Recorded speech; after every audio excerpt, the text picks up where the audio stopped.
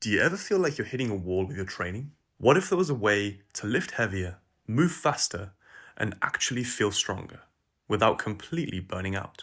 That's where cluster sets come in. It's a simple shift in how you structure your sets and your reps, but the impact is massive. More weight, more power, but better recovery. Let's break it down and see why this works.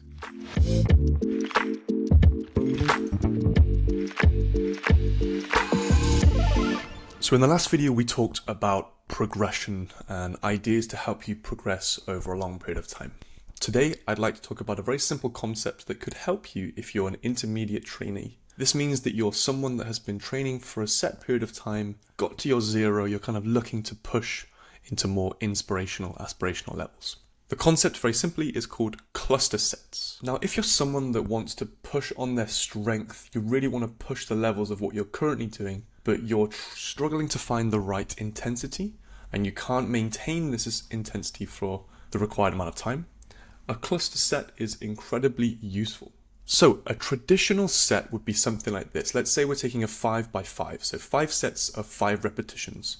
You would simply complete 5 repetitions, 1, 2, 3, 4, 5, take a rest of 2, 3, maybe even 5 minutes, and then repeat 5 times, one after another. A cluster set is slightly different. The great thing with a cluster set is we can change the metrics slightly. So let's say, for example, I want to increase the intensity that I'm working at. A simple example here would be a deadlift. So let's say I'm lifting 100 kilograms on my deadlift for 5 sets of 5 reps. And that's awesome. It's hitting the level of intensity that I require in order to progress. But now I want to move up to 120 kilograms, but I'm no longer able to hit the 5 sets of 5 reps. One method I could use would be a cluster set. Still try and aim for my 5 reps, but I would do them in single repetitions. I would do 1 repetition, rest a short amount of time, repeat, and do this 5 times in a row. That means in one single set, I will produce 5 repetitions at a higher intensity with a small rest in between each repetition. I would then do 1 big rest after the set and repeat this for the 5 sets in total.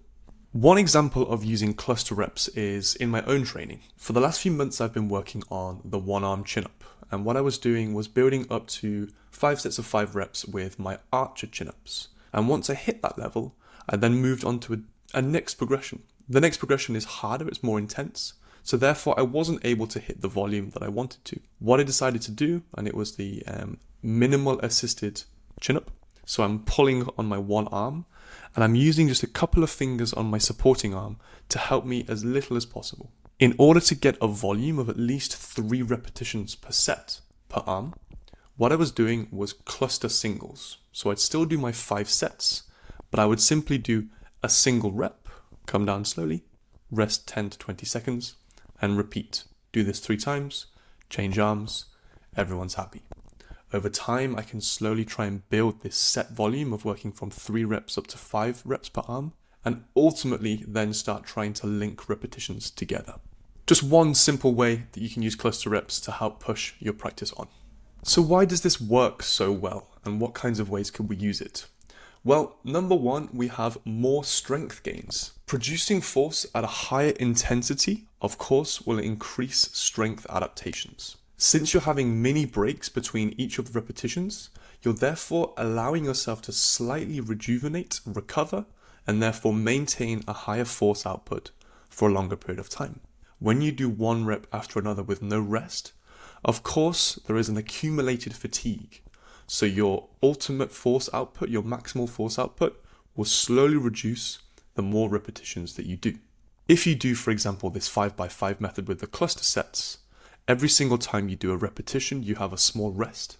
You're therefore able to maintain a far higher force output, which means ultimately you're working at a higher level for a longer period of time. This is also incredibly useful for power. So if I want to work on my power, which is the speed at which I can move a load, let's say, I want to do the lifting or the movement with resistance as quickly as I possibly can do it. If I'm working at a higher volume in a classical sense, like a 5x5, what's going to happen is the accumulated fatigue will mean that I'm moving slower over the set. So therefore my power output, my speed is reduced. If I want to improve this, what I can do is include my cluster sets, have small breaks between each of the single repetitions, and I can therefore maintain a higher speed and therefore a higher power output. This better recovery also helps you with better quality movements, better quality lifting, for example. So if I take the deadlift example once more, I can maintain the highest quality technique I can possibly do for a longer period of time. Therefore, I minimize the chance for injury because of incorrect or lacking technique, and I can really work to increase my strength over time with as good quality movement as possible. So who should use cluster sets or cluster reps? Well, if you're a beginner, it's probably less relevant to you. As I said in the previous video, pretty much anything can work. So therefore, use the KISS method. Keep it simple, silly person. This means that you could just get in the gym, be consistent, do something that's easily achievable for you. It doesn't take too much time, and ultimately you have a positive adherence to it. As you move into more of the intermediate advanced realm, then you can start to looking at changing different dynamics. For example, using the cluster method. Again, this is incredibly useful if you're looking to increase your maximal strength or power output, or you're looking to really increase your technical output for a longer period of time. So here's how you can use them in your own sessions. First example, if you're looking to improve your strength, you can do the following. Use around 85 to 95% of your 1RM if you know this, and then aim for between 3 to 5 reps per set, breaking them down into single repetitions, resting between 10 and 20 seconds between each repetition.